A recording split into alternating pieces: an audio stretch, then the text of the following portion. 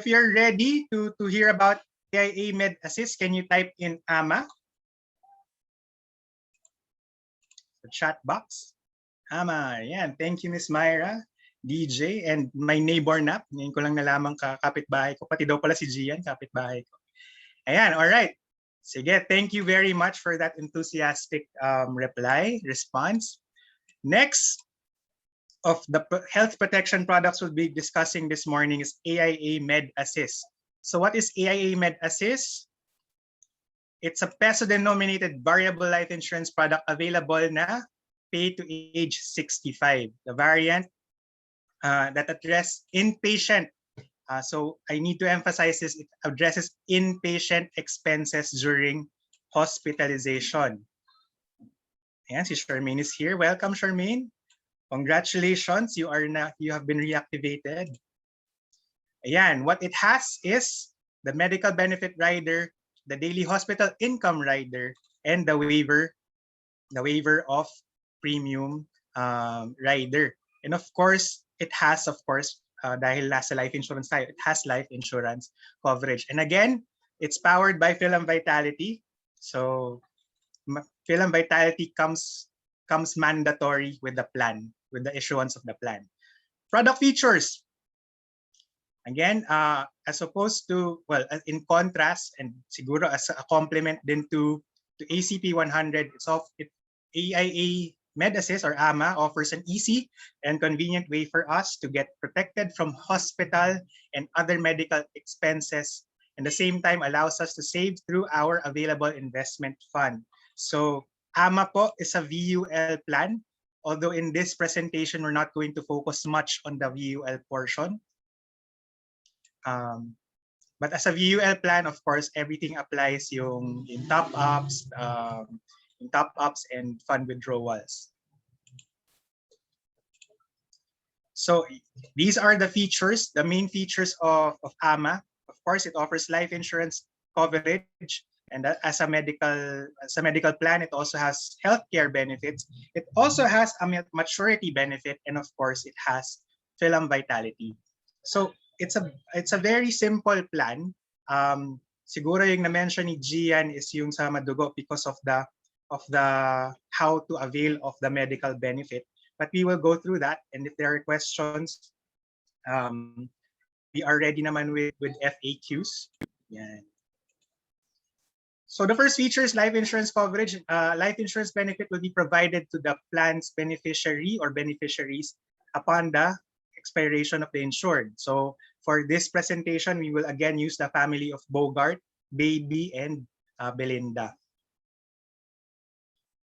So how does it work? Basically, the life insurance benefit is going to be the higher of the following: the face amount, which is the basic annual premium for our AMA, times the death benefit multiple. So this is a death benefit multiple. It varies according to age. So if you want, you can take a screenshot of this. If you want a guide, of course, this is also available in the primer. At the end of the AMA presentation, actually, we have a QR code to link you to the Google Drive of Philam Life for AMA resources. Yan. Of course, ayan, the life insurance benefit is the higher of the face amount, the account value since it's a VUL plan, and the minimum death benefit. Again, the minimum death benefit is 5 times or 500% of the basic premium, plus 125% of all top-ups, less 125% of all withdrawals. In terms of the face amount, and ang difference din pala nito from the other kinds of coverages, yung face amount, nileless po yung account value withdrawals. If you remember, most of the VULs, face amount lang po, period. In this case, the face amount, tinededuct pa po lahat ng withdrawals. Yan. So again, if you see, the younger it is availed of, the higher the death benefit multiplier. So for the benefit of life insurance coverage, of course, is having the peace of mind knowing na kung mawala si client, si Bogart, something will be left for their loved ones kay Belinda at kay Baby when that happens. Next key feature, the healthcare benefits. Part one is the medical benefit rider. It is an easy and convenient way of addressing your medical expenses during hospitalization. Again, during hospitalization, as we will see, yan. Medical benefit rider will help address medical expenses for inpatient care. This is an annual renewable term and it has a co-pay setup. Ibig sabihin, kung na-hospitalize po si client, si insured, ang i-cover ni medical benefit is 90% of what's going to be paid. 10% of the hospital bills will still be handled by the client. And as an annual renewable term, tumataas po yung premium for the MIB rider. The medical benefit rider. And the payment term for and issue ages of AMA is 18 to 55. Because of the medical benefit rider, yun yung nagpapagawa sa kanyang pang 18 years old. Tapos pay to age 65 and the benefit term is hanggang 65 also. After that, wala na po yung HMO or yung medical benefit coverage. But the life insurance is still there. There are four kinds of plans for AMA. Plan A is 500,000 annually, annual coverage, aggregate coverage. Plan B is 1 million, Plan C is 2 million, and Plan D, the highest, is at 4 million. Important notes, hindi lang po ma-avail ang medical benefit plan for one per life insured. So if you hindi pwedeng kumuha ng Plan A, 500,000, tapos kumuha ng Plan B na 1 million, later on, hindi na po siya i-honor. So ayan, upgrade and downgrade of medical benefit plan is not allowed. So kung ano po yung kinuha from the onset, yun na po yun hanggang matapos or mag-terminate yung AMA. Medical benefit is suspended if premium is not paid on or before the due date. This still has the grace period. Kaso yun po, pag lumampas ng grace period, hindi na reinstate yung or mahirap i-reinstate yung medical benefit. And for this to work, except for certain cases, which we will discuss later, for the benefit to be availed, it has to be availed from an AVEGA accredited network of medical providers. So we will discuss that. Doon tayo mag-focus doon sa ating medical benefit partner. Yan. So how does it work? So we are partnered with AVEGA on this one. So they are an HMO provider. And yan. The profile of AVEGA is they are present nationwide. They have a 24/7 call center, and for accredited hospitals, they have a patient relations officer, and high tech and high touch service. Currently, they have 600 corporate accounts. So companies na AVEGA po yung service provider for their HMO, and 320,000 Filipinos in their membership base. And they claim to have 95% client retention rate. What does that mean? Ibig sabihin, nagre-renew po yung mga kliyente nila every year. Ayan. So just a note of the major hospitals na accredited ang AVEGA. For Metro Manila, there's St. Luke's Global City and Quezon City. Medical City, Makati Med, Cardinal Santos Asian Hospital. Cebu, for Chonghua Hospital and Cebu Doctors.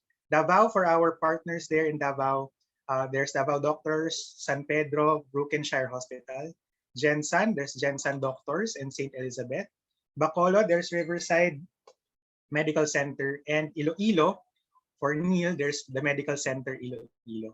Aside from that, they have 46,400 affiliated doctors and specialists and 2,700 hospitals and clinic networks. Ito lang yung major, so there are still other hospitals, yung mga mas maliliit na mga hospitals. Yan, so we'll spend some time here. How does it work? So, as I mentioned, there are 4 plans, 500,000, 1 million, 2 million, 4 million. That is the maximum coverage per year. For those of you who are knowledgeable about HMOs, some HMOs kasi diba, they offer per illness ang coverage. For example, kung plan A, 500,000 per illness nung client. In the case of Avega and in this case AMA, yung 500,000, that's what we can think of it as a consumable rate. That's how much we can consume of the plan every year. And the lifetime benefit of 2.5, 5 million, 10 million, and 20 million. Ibig sabihin for the duration of the plan, of the program, yung until age 65, the plan owner, the insured, can consume up to, for plan A, 2.5 million pesos in medical benefits. For plan B, 5 million, 10 million, and 20 million. Let's focus on plan B na lang muna. So plan A for the basic plan for AMA. These are all the items covered by the card or the medical benefit. So for plan A, there's room and board, daily limit, including general nursing care, is 1,000 per day. 1,000 per day of confinement. So 1,000 will be released, can be released by AMA. Miscellaneous inpatient, so kunyari may mga gamot na kailangan bayaran, as charged naman po siya. Kung magkano yung gamot, yun naman po yung babayaran. Attending physician, so sa attending, pag bumibisita sa insured, sa pasyente, may professional fee po kasi yun eh. So for plan A, up to 1,000 po yung share ni AMA. For specialists, so aside from your attending, may specialist, kunyari, kailangan mo ng surgeon, aside from your attending physician na, let's say, sa cardio, iba pa yung surgeon, the specialist fee is up to 1,500. Not to exceed 3 specialists. So if 3 specialist doctors are visiting, ayan, tig 1,500 po yung specialist. And then for surgeries, modalities done on outpatient basis, day procedures in the hospital setting as charged. So in this case, ito lang yung covered na outpatient procedure kung kailangan ng surgery na gagawin within the hospital. Critical care. So, ayan. If at any point nasa ICU, CCU, or telemetry, yung bayad po sa ICU for plan A, we can avail up to 2,000 pesos. For surgical benefits, operating theater and recovery room. For all plans, 50% of surgeon's fee po yung i-cover. Surgeon's fee based on, not sure what RVU is, but it's not to exceed this amount, 20,000. Anesthesiologist, anesthetist's fee, yung nag-administer po ng anesthesia during surgery, that's 50% of that doctor's fee. And for organ transplants, ayan, an aggregate limit of 100,000. So if it yung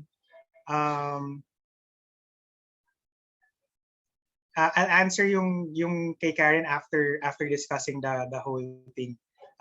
Yan, for emergency treatment, emergency inpatient, leading to confinement as charged naman po for emergency cases. Ambulance services, if kailangan ilipat ng hospital or yun din, from the home going to the hospital, may bayad kasi that's 3,000 pesos for Plan A, and of course, nag-increase lang siya.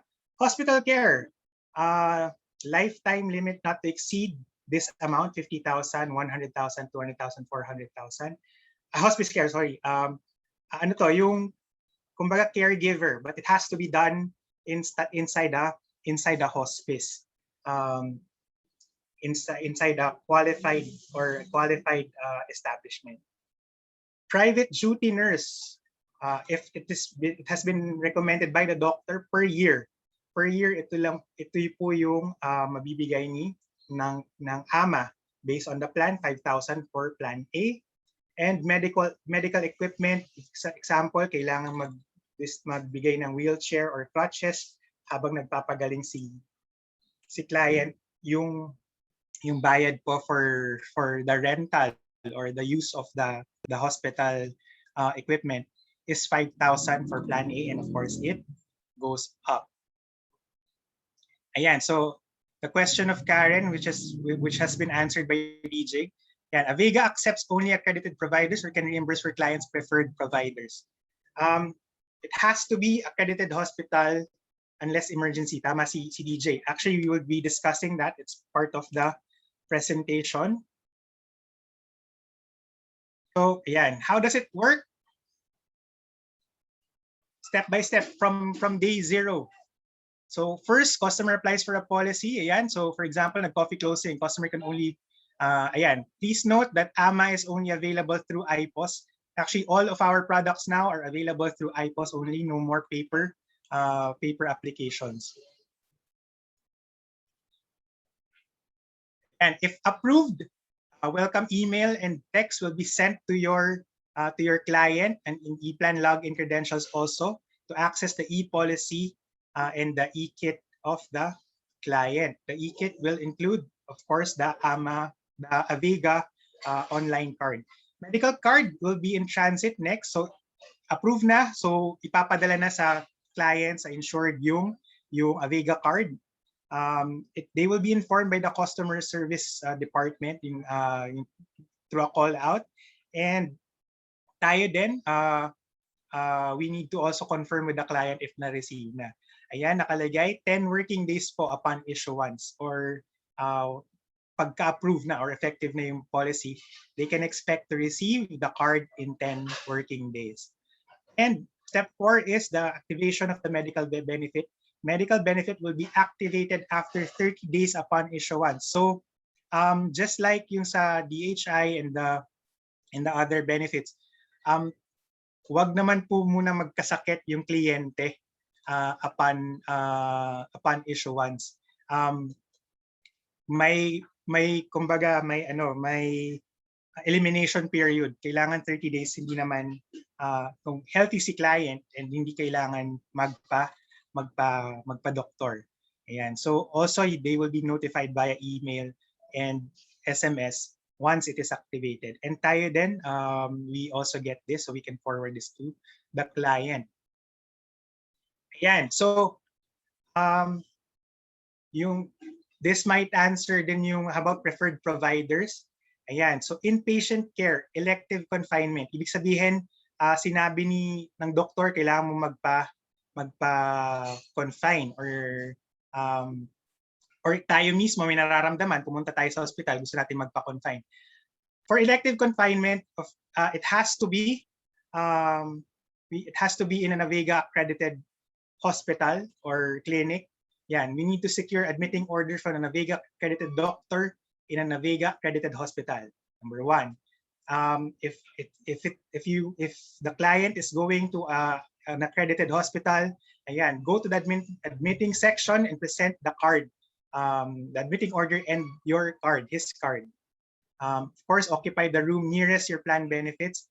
Any excess of the kunyari 1,000 pero yung hospital room is 2,000, hanggang 1,000 lang yung ibibigay ni Avega. So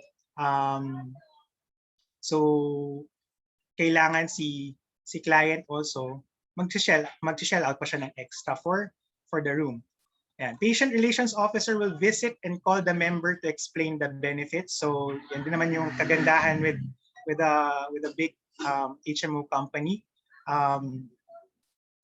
Ibibigay yung may magpupunta para sa kanila to assist them also. File for PhilHealth. So required po na yung bill is less PhilHealth already, or kumbaga may share na si PhilHealth. And please validate if charges are correct. And once charges are correct, the insured or the client has to settle the copay of 10% directly to the hospital. So what if walang PhilHealth? Good question. Wait, I'll check lang. Let me park that for a moment, and we'll discuss later para we can go through the FAQs together.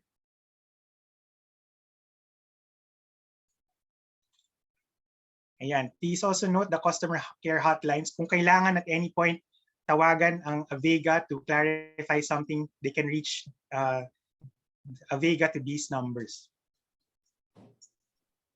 Ang alam ko dun sa walang PhilHealth, so sabihin mo lang wala kang PhilHealth. And then ibabawas din muna yung PhilHealth na cost. Tapos yun lang din yung sasagutin sa'yo. Ganun. Kasi yung first time ko na confine, wala rin akong PhilHealth before. So ibinawas muna lahat ng PhilHealth na yung costing. Tapos yun lang yung sasagutin ng card, yung matitira. Ganun. So talagang as if may PhilHealth ka pa rin. Yes. You have to shoulder yung part ng PhilHealth, ikaw magbabayad. Yun. So buo na kasi kaya dapat talaga may PhilHealth. Ganun ka-important yung PhilHealth. Na-realize ko lang yun nung na-hospitalize nga ako. Kala ko hindi kailangan. Ganun. Malaking bagay po ang PhilHealth kahit na nahihirapan silang magbayad ngayon. Anyway, iyon. Yung medical reimbursement like yung sa ambulance sa Avega ba yun i-reimburse sa PhilAm? If it's sa Avega po yun, that's covered in the medical benefit.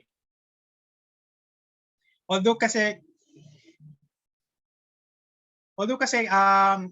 depende, yung ibang hospitals kasi kine-carry na rin yung charge ng ambulance na nagdala sa'yo. So pwedeng doon muna din siya i-settle. Yan. So paano pag emergency leading to confinement? Ang difference lang naman ito, hindi ka pumunta doon. So unang-una na muna yung treatment for the patient. So the patient proceeds to the emergency room, present the card to our staff for validation, undergo medical treatment and occupy room nearest your planned benefits, again, para hindi naman masyadong malaki yung gastusin. Yan. Patient Relations Officer will visit. Of course, may from Avega. File for PhilHealth, of course, it's still required, and 10% directly to hospital. What if emergency pero hindi Avega accredited to hospital? As mentioned by DJ, that's okay. So if it's an emergency situation, and nadala si client, si AMA client sa isang non-Avega accredited hospital, dito po papasok yung medical reimbursement instead of the card being in effect already. Yun. So for emergency situations, i-advance ko na din, no? Si Miss Chrissy kasi had this concern na walang Avega accredited hospital dun sa area. So we clarified with training. So if also aside from the emergency situation, if in the particular area walang Avega accredited hospital, i-honor yung Avega reimbursement. Ayan. So paano pag hindi card? Paano kung reimbursement? So we file for reimbursement. We file for reimbursement in this case. So emergency hospital, ayan, yung na-mention ko na. If hospitalized in a non-accredited hospital, it's for reimbursement. Ambulance is for reimbursement. Hospice care, private nurse, medical equipment. Yung mga hindi nilalagay sa SOA ng bangko tuloy ng hospital, yan po yung file natin for reimbursement. So what do?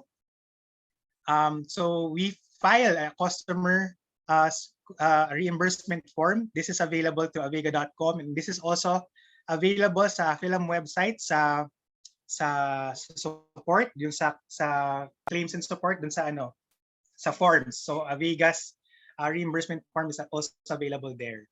Yan, of course, submit the required documents. Customers should complete within 30 days from last day of treatment. So unlike life insurance riders na pwedeng 1 year of kung kailan nangyari, in this case 30 days lang. All required documents together with the reimbursement form in Avega's website portal or to submit in any Philam Life branch. So in this case, dahil nga lockdown tayo, lahat po muna through the portal. Yan. Customer will receive an acknowledgement and notification via email. If there are any pending requirements, the customer will be notified and will receive email from Avega. Tapos, submit the pending documents kung meron man. If wala, approval or disapproval of the reimbursement will be received within 20 working days from receipt of the documents. If approved, this will notify that the reimbursement amount has already been deposited to customer's bank account. So CTA po tayo. And if disapproved, this will notify the reason of disapproval. So papadala ng email si client kung sakaling disapprove. Ano bang mga pwedeng cause ng disapproval? Baka hindi siya nagpo-fall under these categories of emergency hospitalization, private nurse, medical equipment. Kung inavail siya outside of the hospital or somewhere else. Yan. Ayan. So, may announcement ulit ang aming barangay.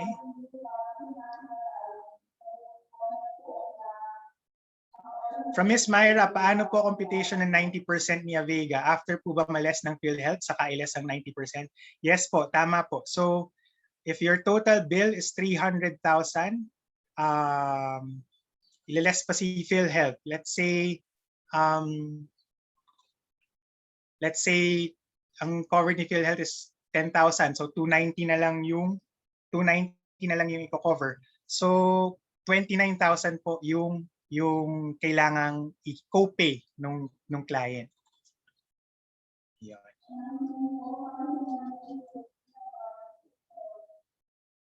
Ayan, for reimbursement, please note that the reimbursement form must have these items.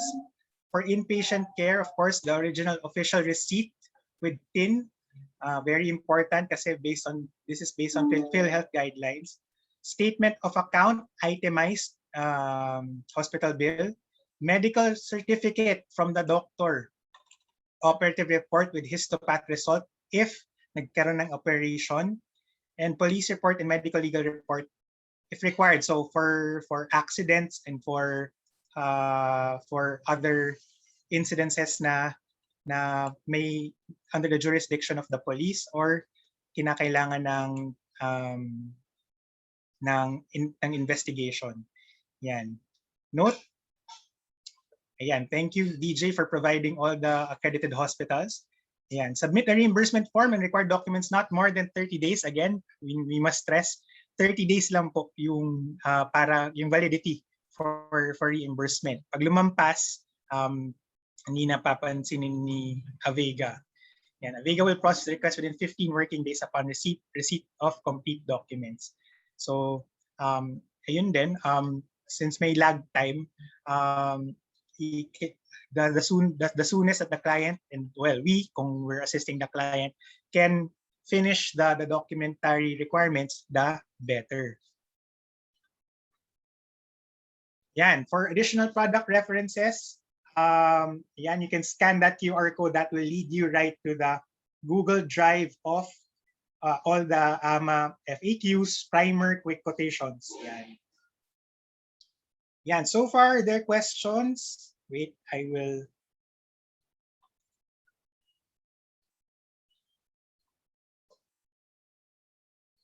review the FAQs. Yan, so kung wala pang questions, ano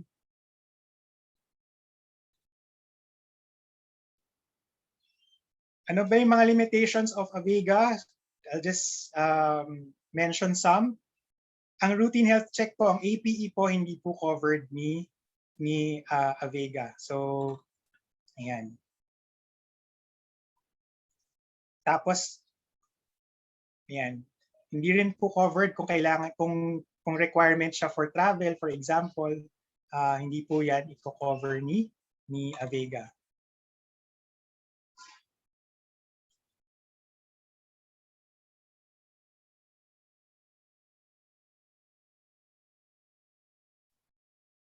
Yan. Paano pag hindi recommended yung treatment? Paano, for those who are doing alternative medicine, for example, ayan, if the client refuses to undergo a recommended treatment or demanding a treatment for which Avega doctors believe a professionally alternative exists, hindi po i-grant ni Avega.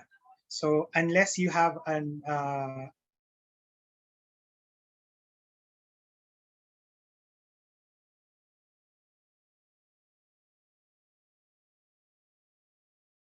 hindi rin po covered. Meaning, laboratories hindi po kasama. If kailangan po ng organ transplant, yung cost of acquisition of the organ, hindi po kasama, yung pong surgery lang. If yun pong cost of hospitalization is due to a commission of a crime or the attempt to commit a crime or kahit being an accomplice to a crime, hindi po siya i-cover ni Avega. Just like ANH, if it's being done, yung injury ay dahil may ginagawang krimen yung kliyente, hindi po siya i-cover. Self-inflicted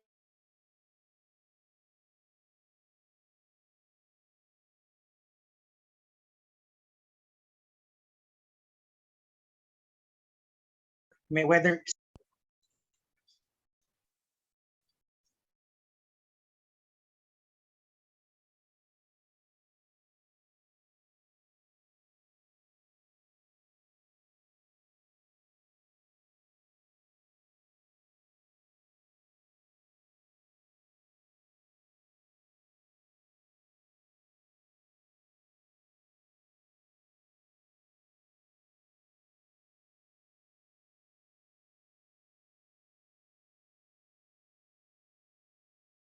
or other medical procedures na meron na pala siyang ganung pre-existing client,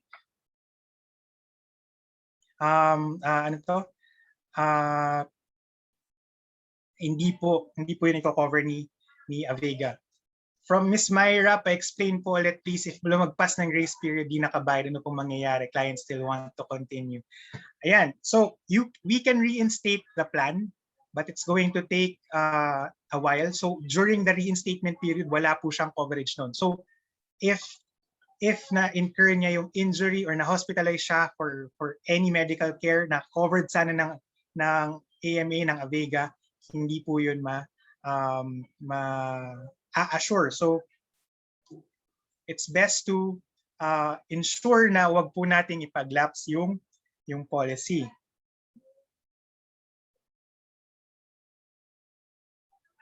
Yon. Any other questions? Yan. So as for the interest of time, so what we can do is actually the FAQ for the exclusions and limitations are also in the Google Drive of AMA references. Yan. So okay. So